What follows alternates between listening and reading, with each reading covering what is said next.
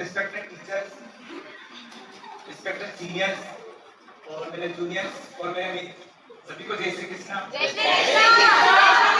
देवेंद्र नागर इस कृष्ण जन्माष्टमी के शुभ अवसर पर आप सब लोगों के साथ कृष्ण जन्माष्टमी का महत्व, हिंदू माइथोलॉजी यानी कि पौराणिक कथाओं पर अपने विचार को व्यक्त करने के लिए उपस्थित हुआ। हिंदू पौराणिक कथाओं के अनुसार कृष्ण जन्माष्टमी का त्योहार इसलिए मनाया जाता है क्योंकि इस दिन भगवान श्री कृष्ण का जन्म मथुरा में भाद्रव महीने के 8वें दिन अंधेरी काली रात में हुआ था। इस दिन को स्पेशल इसलिए भी माना जाता है क्योंकि जो भगवान विष्णु के 10 अवतार थे, उनमें से जो 8वां अवतार है वो भगवान श्री कृष्ण के रूप में हुआ था। इस दिन लोग उपवास रखकर कृष्ण की भक्ति के गीत गाकर कृष्ण लीला में, रास लीला में, भक्ति के भवसागर में डूबकर, भागवत गीता के ज्ञान में लीन होकर, दही हांडी की प्रतियोगिता का लुत्फ उठाते हुए, नटखट नाटक करते हुए हर्ष उल्लास के साथ मनाते हैं। भगवान श्री कृष्ण का जन्म उस वक्त हुआ था जब अराजकता का क्षेत्र था, उत्पीड़न का समय था, लोग स्वतंत्रता से वंचित थे और बुराई सब तरफ थी।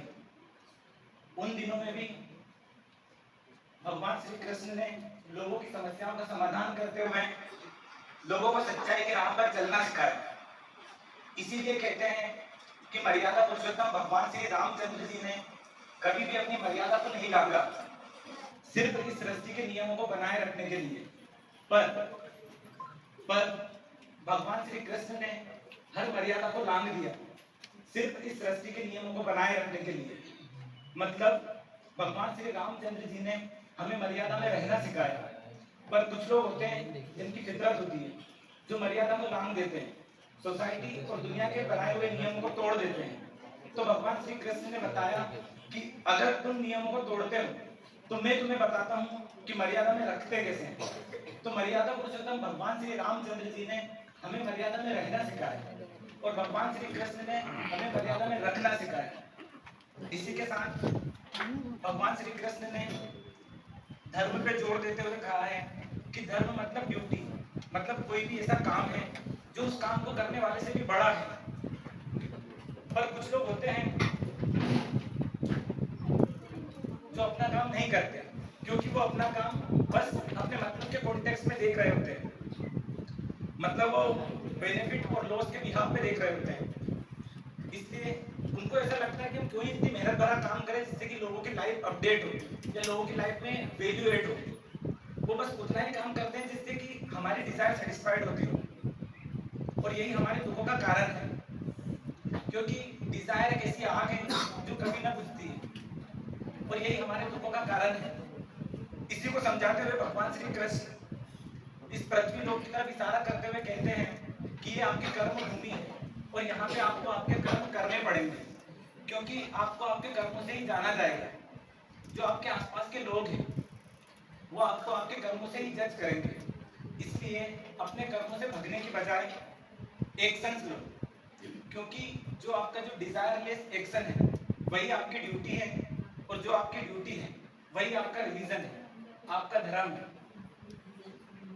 इसी के आगे भगवान श्री कृष्ण भागवत गीता में ध्यान और मेडिटेशन को समझाते हुए कहते हैं कि आप अपना शरीर और अपने मन के विचारों से परे हो, मतलब आप में कुछ ऐसा खास है जो आपको इस मेटाफिजिकल रियलिटी से पार ले जाता है। मतलब जैसे हमारी बॉडी में 7 चक्रास होते हैं, वैसे ही एक यूनिवर्सल बॉडी है, उसमें भी 7 चक्रास है जो कि ऑलरेडी इनहेंस्ड है। उन चक्रास की एनर्जी, उनकी पावर और उनकी चमक अद्भुत है, अविश्वसनीय है। तो जब हम इस सांसारिकता से अपना ध्यान हटाकर अपने 7 चक्रास पर लगाते हैं तो हमारे 7 चक्रास उस यूनिवर्सल 7 चक्रास के साथ अलाइन होने लगते हैं, जिससे उस यूनिवर्सल 7 चक्रास की एनर्जी का फ्लो हमारी बॉडी में भी होने लगता है, जिससे हम एक सर्टेन स्टेट में वाइब्रेट करते हैं, जिससे हमारा कॉन्शियसनेस बढ़ने लगता है। फिर हमारा कॉन्शियसनेस इस कॉस्मिक कॉन्शियसनेस के साथ कनेक्ट करता है, हमें जोड़ता है। मतलब वो एक ऐसा मोमेंट होता है जहां हम भगवान में और हमें भगवान दिखना लगता है। मतलब कि आप इस कष्ट भरी दुनिया से परे उठ जाते हो। इसी को पूरा करते हुए भगवान श्री कृष्ण कहते हैं कि अगर आप भूत प्रेत को पूछते हो तो आपको एक दिन भूत प्रेत मिलेंगे। अगर आप अपने पूर्वजों को पूछते हो तो आपको एक दिन अपने पूर्वज मिलेंगे। पर अगर आप मुझे पूछते हो तो आप एक दिन मुझ में मिल जाओगे। जय श्री कृष्ण, धन्यवाद।